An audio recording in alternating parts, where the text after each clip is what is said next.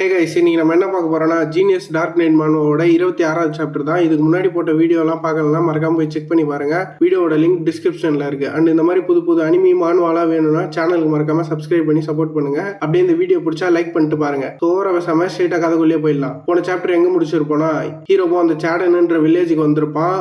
Night டைம்ல அந்த குழந்தைங்க எல்லாம் சாப்பாடு இல்லாம இருக்கிறத பார்த்து கஷ்டப்பட்டு இவன் சாப்பாடு எடுத்துட்டு போய் அந்த குழந்தைங்களுக்கு கொடுத்துருப்பான். அதோட தான் போன சாப்டர் முடிச்சிருப்போம். இந்த சாப்டர் அதுல இருந்து தான் கண்டினியூ ஆகுது. சாப்டரோட ஸ்டார்டிங்ல யாரோ உங்களுக்கு ஏற்கனவே நல்லாவே தெரியும், வின்டர் டைம்ல சேடனோட சதர்ன் ரீஜன்ல மான்ஸ்டர் எப்பவுமே நிறைய ரொம்பி வழியும்னு. அதனாலதான் நாங்க இம்பீரியல் ஃபேமிலி கிட்ட இருந்து எப்பவுமே ஃபண்டும் ரீஎன்ஃபோர்ஸ்மெண்ட்டும் ரெக்வஸ்ட் பண்ணிட்டே இருப்போம். இதெல்லாம் யார் சொல்றான்னு பார்த்தா அந்த வில்லேஜோட சீஃப் செக்யூரிட்டி தான் சொல்லிட்டு வரான். ஹீரோ அண்ணனும் அந்த வில்லேஜை சுத்தி இருக்க ஃபென்ஸை பார்த்துட்டு இந்த மொத்த வில்லேஜுமே இந்த ஃபென்ஸ் தான் பாதுகாத்துட்டு இருக்கா அப்படின்னு கேட்கறான். அதுக்கு அந்த சீஃபும் ஆமா இது ரொம்ப நாளாவே இருக்கு, அதனால இதுக்கு கண்டிப்பா ஒரு ரிப்பேர் தேவை அப்படின்னு சொல்றான். அவனும் ஹீரோவும் அதை பார்த்துட்டு இது ரொம்ப மோசமான நிலைமையில இருக்கு, இந்த இடத்துல மட்டும் மான்ஸ்டர் வேவ் ஸ்டார்ட் ஆச்சுன்னா லெஸ் தென் 1 ஹவர்லயே இந்த மொத்த வில்லேஜும் வைப் அவுட் ஆயிடும். ஏன்னா இது வெறும் ஒரு சப் ஸ்டோரின்றதுனால. ஸோ அதனால இந்த முடிவு என்கிட்ட தான் இருக்கு. நான் நினைச்ச இந்த வில்லேஜை காப்பாற்றலாம், அப்படி இல்லைன்னா அழியணும்னு விட்டுறலாம். ஆனா மோஸ்ட் ஆஃப் த தடவை நான் இந்த வில்லேஜை காப்பாற்றணும் தான் நினைச்சிருக்கேன். அதுக்கு காரணம் என்னன்னா அது ரொம்பவே சிம்பிள். இந்த இடத்து மேல இருக்க ஹையான வேல்யூ தான். ஃபியூச்சர்ல சேடன் தான் இருக்கிறதுலே ரொம்ப எக்ஸ்பென்சிவான ஒரு லேண்டா மாறும்.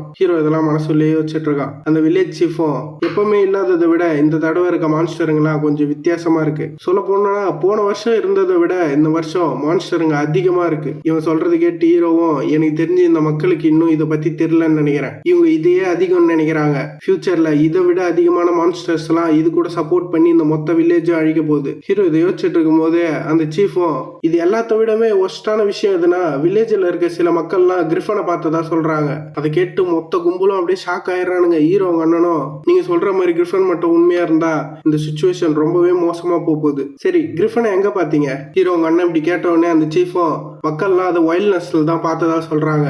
ஹீரோவும் இந்த சேடன் சப்ஜுகேஷனோட முக்கியமான கோரு இந்த கிரிஃபனை இந்த இடத்துல இருந்து நாங்க துரத்துறது தான். கிரிஃபன் இது வைல்ட்னஸோட கிங். சொல்ல போனா நாங்க இந்த கிரிஃபனை தடுத்து தான் நிறுத்தணும், இதை தோக்கடிக்க கூடாது. ஆனா நான் இங்க வந்ததுக்கு காரணமே அந்த கிரிஃபனை தோக்கடிக்கிறதுக்கு தான். ஹீரோ இதெல்லாம் யோசிச்சுட்டு இருக்கும் போதே அந்த சீஃபும் இப்ப நீங்க பாக்குறது தான் endless horizon of the wildness. இந்த இடம் எது கூட கனெக்ட் ஆகுதுன்னா தாய்லாந்துன்ற ஒரு ஈஸ்டர்ன் நியூட்ரல் ஜோன் கூட தான் கனெக்ட் ஆகுது. அந்த இடம் எதுக்கு ஃபேமஸ்னா அந்த இடம் ஃபுல்லாவே வெறும் பேரன் லேண்ட் தான். ஹீரோயும் இவனுக்கு பேசிட்டு இருக்கும் போதே இதுதான் அந்த இடம். ஆனா இங்க எதுவும் வினோதமா இருக்கே. யூஸ்வலா கிரிஃபன் எப்பவுமே சேடன் வில்லேஜ் பக்கத்துல தங்கவே தங்காது. அது யூஸ்வலா தங்குற ஒரே இடம் எதுனா தாய்லாந்துக்கு பக்கத்துல தான். இது ஏன்னு உங்கள யாருக்குன்னா தெரியுமா? அதுவும் இல்லாம இந்த டைம்ல அது ஏன் இங்க இருக்கு? ஹீரோ இப்படி கேட்டவுடனே யாருக்குமே ஒண்ணுமே புரியல.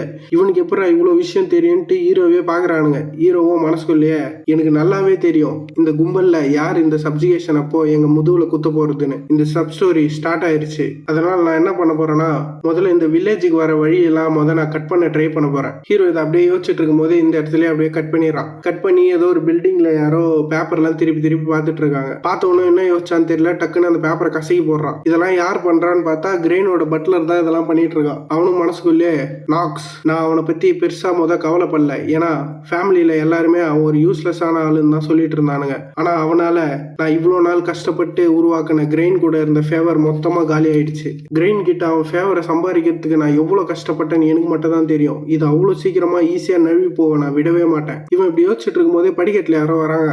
யார் வரான்னு பார்த்தா பச்சை மண்டை தான். பச்சை மண்டையை பார்த்துட்டு இவனும் அது எனக்கு தெரிஞ்சு அவ பேரு டிஜிட்ரின்னு நினைக்கிறேன், நான் கேள்விப்பட்டேன் இவன் ஒரு காமனர்னு. இவன் அதெல்லாம் யோசிச்சுட்டு போய் டப்புன்னு பச்சை மண்டை முன்னாடி நிக்கிறான். பச்சை மண்டையோ பார்த்துட்டு ஷாக் ஆகுறான். நின்ன இவனும் சும்மா இல்லாம டப்புன்னு பச்சை மண்டை கையை பிடிச்சி வலிக்கிறான். பச்சை மண்டையோ உனக்கும் எனக்கும் எதனா வேலை இருக்கா? அதுக்கு அவனும் கண்டிப்பா நிறைய வேலை இருக்கு, ஆனா அது எதுவும் சீரியஸான வேலை இல்ல, நான் உங்ககிட்ட கொஞ்சம் பேசணும்னு நினைக்கிறேன், நம்ம 2 பேர் மட்டும் தனியா அப்படின்னு இந்த பொண்ணு கிட்ட ஏதோ தப்பா ட்ரை பண்றான். இவனும் அப்படி கையை பிடிச்சி வலிச்சிட்டு இருக்கும் போதே பச்சை மண்டையோ அவன் கையை டப்புன்னு தட்டி விட்டுறா. தட்டி விட்டு அவளும் எனக்கு தெரிஞ்சு நம்ம தனியா பேசுறதுக்கு எதுவும் இல்லைன்னு நினைக்கிறேன். அட இதுக்கெல்லாம் ஓவரா சீன் போடாத, நானும் ஒரு நைட்டு தான், நானும் ஒரு மாஸ்டர் கீழே சர்வ் பண்ணிட்டு இருக்கேன். அதனால இந்த மாதிரி சின்ன சின்ன ஃபன் அனுபவிக்க எனக்கும் டைம் வேணும். அதனால ஓவரா பண்ணாம கொஞ்சம் கோஆபரேட் பண்ணு. இவன் இப்படி சொல்லிட்டு டப்புன்னு பச்சை மண்டையை பிடிச்சி வலிக்கிறான். பச்சை மண்டையோ என்ன உர்றா சாலா அப்படின்னு கத்துது. இவனும் சடனா ஒரு நிமிஷம் நான் மட்டும் இப்ப இவனை இந்த இடத்துல ரிஜெக்ட் பண்ணனா யங் மாஸ்டர் நாக்ஸுக்கும் கிரெயினுக்கும் நடுவுல இருக்க பாண்டு கண்டிப்பா உடஞ்சிரும். அது அப்படி உடஞ்சதுன்னா யங் மாஸ்டர் கிரெயின் கண்டிப்பா ஃபேமிலியில யங் மாஸ்டர் நாக்ஸை தப்பா சொல்லிடுவாரு. அப்படி சொன்னா யங் மாஸ்டர் நாக்ஸுக்கு தேவையில்லாத பிரச்சனை தான் அதிகமாகும். அது நடக்க நான் விடவே மாட்டேன். அதனால நான் எவ்வளவு சஃபர் ஆனாலும் சரி. இவன் இதெல்லாம் யோசிச்சுட்டு அப்படியே அமைதியா நின்றுட்டு இருக்கா. இவன் நிக்கிறத பார்த்துட்டு அவனும், உன் யங் மாஸ்டருக்கு தான் நான் இதுக்கெல்லாம் நன்றி சொல்லணும். நான் கஷ்டப்பட்டு இவ்வளவு நாளா சேர்த்து வச்ச மொத்த எஃபெக்டையும் அவன் வேஸ்ட் பண்ணிட்டான். ஸோ அதனால உன்னை வச்சுதான் அந்த மொத்த எஃபெக்டையும் நான் தீர்த்துக்க போறேன். இவன் இப்படி பேசிட்டு இருக்கும் போதே டக்குன்னு ஒரு ஸ்லாஷ் இவங்க 2 பேரும் நடுவுலயும் ஸ்லாஷ் போட்டு, யாரோ உனக்கு எதனா வேணும்னா அது ஸ்ட்ரெயிட்டா என்கிட்டே கேளு, உனக்கு தேவையானதை நான் பே பண்றேன். இப்படி ஸ்லாஷ் ஆகும் போதே பச்சை மண்டியை திரும்பி பாக்குறான். யாருன்னு பார்த்தா ஹீரோ தான் வந்து நிக்கிறான் அந்த இடத்துல. வந்தவனும் அவன் ஸ்வாட் எடுத்து வெட்டிட்டு, இப்ப சொல்லி என்கிட்ட உனக்கு என்ன வேணும், உனக்கு எதா இருந்தாலும் நான் தரேன். கையில வெட்டு வாங்கிட்டு அந்த பட்லரும், நீ இப்ப என்ன பண்றதா நினைச்சு இதெல்லாம் பண்ணிட்டு இருக்க, நீ இதெல்லாம் பண்ணிட்டு ஈஸியா தப்பிச்சு போயிடலான்னு பாக்குறியா? கையில வெட்டு வாங்கி அடங்காம கத்திட்டு இருக்கான் ஹீரோவை பார்த்து. நீ என்ன நினைக்கிற, யங் மாஸ்டர் கிரெயின் இதெல்லாம் பார்த்துட்டு சும்மா நின்றுவாருன்னு நினைக்கிறியா?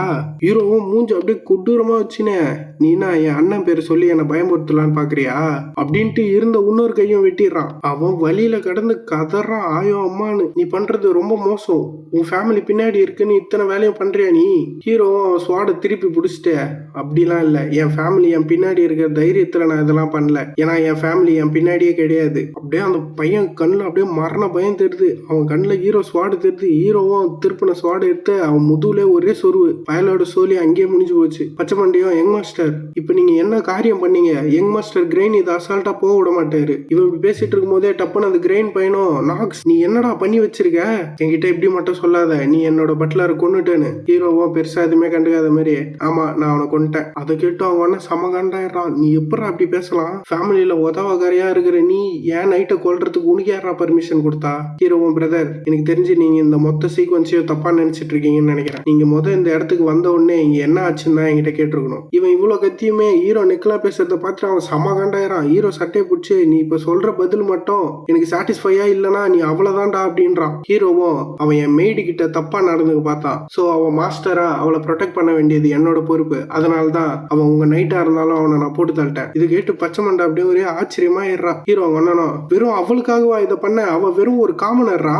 இவன் அப்படி சொன்னது கேட்டு ஹீரோ சமகாண்டாயிரான். இப்ப நீ என்ன சொன்ன, நீ சொன்னதுக்கான ரெஸ்பான்சிபிலிட்டியை உன்னால ஏத்துக்க முடியுமா அப்படின்னு சொல்லிட்டு இவன் மொத்த கில்லிங் இன்டென்ட்டையும் வெளியே விடுறான். சுத்தி இருந்த அத்தனை பேரும் மறந்து போயிடுறானுங்க. ஹீரோ அண்ணனுக்கெல்லாம் கதி கலங்கிடுது. அவனும் இதை பார்த்துட்டு, இது நாக்ஸோட பவரா, என் குடும்பத்துக்கே தகுதி இல்லை அப்படின்னு நினைச்சிட்டு இருந்த ஒருத்தன் கையில இந்த அளவுக்கு ஒரு டேலண்டா? அதை பார்த்துட்டு இவனும் கழிஞ்சிட்டு, நீ இந்த விஷயத்த என்கிட்ட வந்து ரிப்போர்ட் பண்ணியிருக்கணும். ஹீரோ அதை கேட்ட, பிரதர் நீ என்ன மறந்துட்டியா? ஃபேமிலியில என்ன நடந்தாலும் அதை பத்தி கவலைப்படாத ஒரு ஆள் நான். எனக்கு இந்த ரிப்போர்ட் வெயிட் பண்றது இந்த மாதிரி விஷயம்லாம் சுத்தமா பிடிக்காது. பேசாம நம்ம ஏன் இதை இப்படி பண்ணக்கூடாது? நம்ம எஸ்டேட்டுக்கு திரும்பி போனதுக்கு அப்புறம் இந்த விஷயத்த ஃபாதர் கிட்டே விட்டுருவோம். அவர் என்ன டிசிஷன் எடுக்கிறாரோ அதை நம்ம அக்செப்ட் பண்ணிப்போம். இப்போ மனசுக்குள்ளே செம்ம கான்ல, யூ லிட்டில் பங்க், நீ எவ்வளவு தைரியம் தான் என்கிட்டே இவ்வளவு நெக்கலா பேசுவ.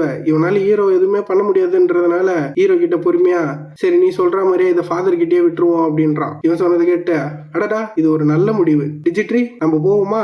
ஹீரோவோ இந்த இடத்துல எதுவுமே சம்பவமே நடக்காத மாதிரி அவன் பாட்டுன்னு கிளம்பி போயிட்டே இருக்கான். ஹீரோ அவன் அண்ணனும் அவனை பார்த்துட்டு, நாக்ஸ் எப்ப இந்த அளவுக்கு ஸ்ட்ராங் ஆனா, அதுவும் இல்லாம அவன் கையில வச்சிருந்த அந்த ஸ்வாட் நான் அதை எங்கேயோ பார்த்திருக்கேன். இதுக்கப்புறமா நான் நாக்ஸை அண்டர் எஸ்டிமேட் பண்ணக்கூடாது, அதுவும் இந்த சப்ஜுகேஷன் மிஷன்ல. ஹீரோ அவங்க அண்ணன் இப்படி யோசிச்சுட்டு இருக்கும் போதே இந்த இடத்துல இந்த சாப்டர் முடிச்சிடறாங்க. கைஸ் சண்டே அந்த வீடியோ வராது.